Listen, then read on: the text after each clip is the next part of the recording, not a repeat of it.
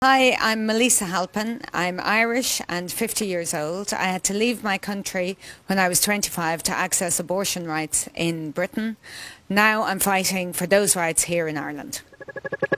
Can you tell us your story? When I was 25, I found myself pregnant, and I wasn't at a point in my life where I could have started a family. So I decided I needed to have an abortion. What was hugely difficult was that it's not something I could access in Ireland, and you had to jump through hoops to organise it. You know, I went to what was the Well Woman clinic at the time. So I got my information. I went to another doctor's appointment. I got an appointment in London.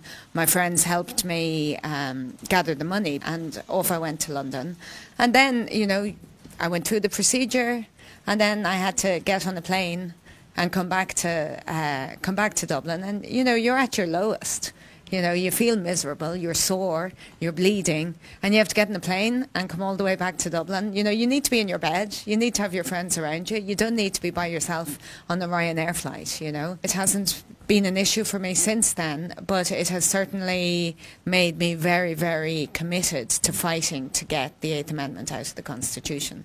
How did you feel at that time to have to leave your country to do that? It made me think of all the maybe younger women or women who'd never left the country, who had to travel up from Longford or Roscommon or wherever in Ireland, get to Dublin and then get on a plane and get over to London, a big, big city that's hard to get around. It just really brought home to me the absolutely disgusting way women have been treated by this state. You had at that stage, you had many politicians who claimed to stand for women's rights, but not one of them had the guts to propose a piece of legislation to take the Eighth Amendment out of the Constitution, you know.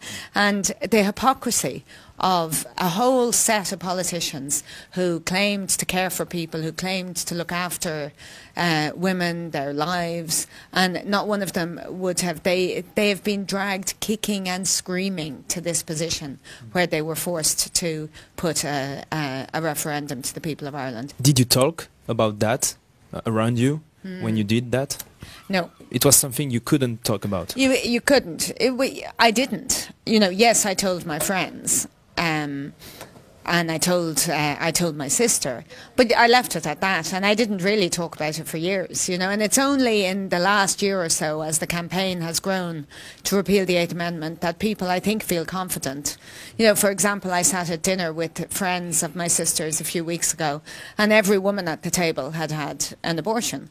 Every woman? Every woman. There was maybe 10 of us. Could you explain to us why you are fighting today for the yes? For me, it's about women's rights, and it's about equality. Because if in the constitution of a country women have different rights to men, there's no equality. You know, if you can't control your own body, which there's a constitutional ban on in Ireland, that does not make you equal to men. So I'm fighting for that. I'm fighting to take it out of the Constitution so women have a right to choose their own futures and their own lives. Friday is a big day for you.